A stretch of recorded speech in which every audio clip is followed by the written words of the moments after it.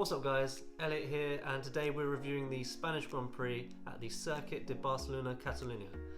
Wow, that Grand Prix had a few twists and turns in it, and it was a pretty decent race as well.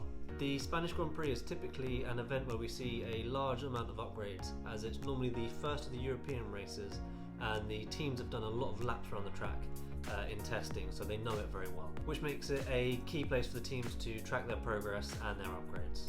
And this weekend didn't disappoint, with large upgrades from Ferrari and Mercedes and Aston Martin, and Red Bull also introducing a small upgrade package as well. And they definitely made an impact this weekend.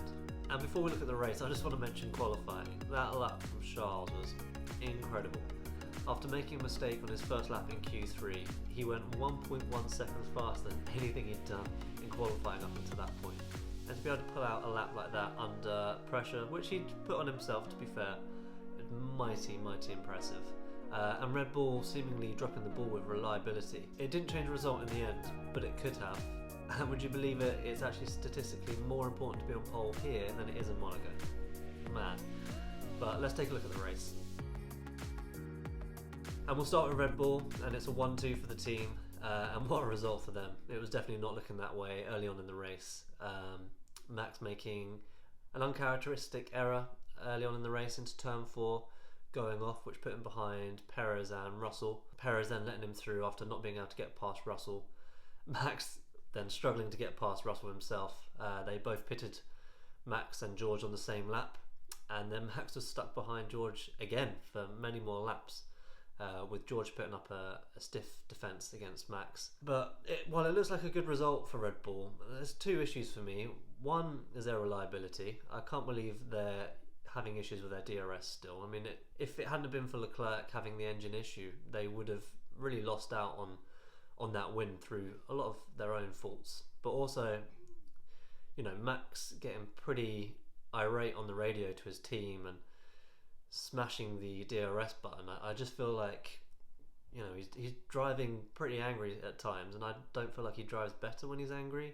His poor engineer on the radio just having to soak up all of this barrage of angriness from Max. It's not uncommon to hear that from drivers, but we've definitely heard it a lot from Max, and yeah, he's come away with a win, but if he hadn't won that race, it would have been a pretty disappointing result for him, even if he had come home in second. And it's a good solid result for Perez. He seemed a bit frustrated at the end, having to give that place to Max. I mean, they're still quite early in the season and we're already playing team orders, but Red Bull just wanted to bring home a 1-2, and they would obviously prefer Max to be in front because he's the one fighting for that World Championship. But yeah, Max and Red Bull have really turned it around this season. They're now in the driving seat for this World Championship. The only real concern now is that reliability, and can they get on top of that? So Mercedes came to Barcelona with a big upgrade to their floor, aimed at curing their porpoising issues, and the car looked completely different. It looked so much better on the straights, minimal porpoising, and they were able to run the car so much lower to the ground. Mercedes really are back, because they've definitely cut the deficit to the front two teams. And we've got to start with George Russell, another impressive drive, P3.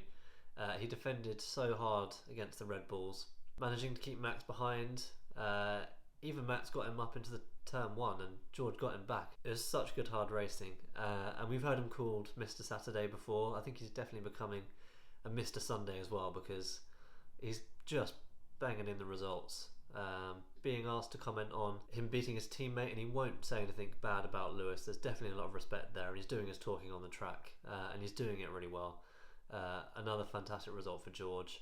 And they were quick in the race. I mean, yeah, in the end they were beaten quite a bit by Red Bull, but a very good result for George there. And then if we look at Lewis, he got unlucky at the start. He got hit by Magnussen, and that put Lewis at the back. But Lewis managed to recover to P5, which would have been a P4 if it wasn't for the reliability concern at the end. But that was a very impressive drive from Lewis as well. Actually getting Carlos at the end on pure pace, it seemed like, despite the potential damage he had on his car. So it's a very good result for Lewis, really good result for Mercedes, and it's such a promising weekend for Mercedes as well. And expect them to gain more time. Remember that Mercedes have only just been able to start running their car where it's meant to be run, so they've not been able to optimise their setup or get the best out of their car where it's designed to be running. So expect more performance to come from the Mercedes in the coming races, and they're still rumoured to be one of the heaviest cars on the grid as well. So if they can cut down their their weight as well. I mean, that's just 3 lap times, so expect Mercedes to make some more gains and cut that deficit to the front 2 teams, and it's looking like we've got a 3-way battle at the front as well, which is really exciting for the rest of the season. If you're enjoying the video so far, please consider subscribing and dropping a like on the video. And then on to Ferrari, what was looking like a straightforward win for Charles Leclerc after Max went off into turn 4. Disaster for Ferrari, an engine issue putting Charles out, and then an unforced error for Carlos into turn 4 as well, very similar to Max. He went off a few laps before Max, looked like identical mistakes. It's just not good for Ferrari, is it? I mean, they had some upgrades on their car as well, but they're not able to get the result over Red Bull. Carlos managing to recover to P4, inheriting P4 from Lewis after his reliability concerns at the end, otherwise it would have been a P5. Yeah, disappointing for Ferrari. They need a good result next weekend, don't they? In Monaco, they need to stop this Red Bull charge. Some notable other results: Valtteri, best of the rest again. He's just been so solid this year. He was running in P4, I believe. His team possibly not putting him on the best tyre strategy towards the end, his tyres fading quite quickly, and Carlos and Lewis getting him at the end. But again, solid result for Valtteri. He's been great this year. A double points finish for Alpine, good result for them after a difficult qualifying session. Good points for Norris after being unwell, I think with hay fever. And Yuki Tsunoda rounding out the top 10. And then we've got to mention Aston Martin and their upgrades, which is being dubbed the Green Red Bull, or the Green Bull, from the team that brought us the pink Mercedes. The car really does look similar to the Red Bull, doesn't it? If you look at them side by side, very, very similar concepts.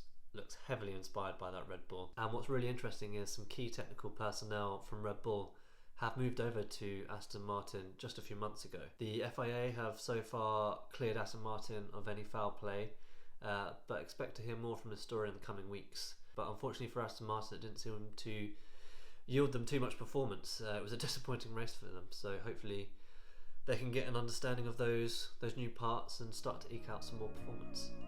So it's a pretty good race in Barcelona. We've had some stale ones in the past, but it seemed to yield some good racing. Straight on to Monaco next week. It's 3 wins on the bounce now for Max and Red Bull. How can Ferrari respond? And now with Mercedes in the mix, potentially taking points off Ferrari, is that going to play into Red Bull's hands? Thank you for watching, and I'll see you in the next one.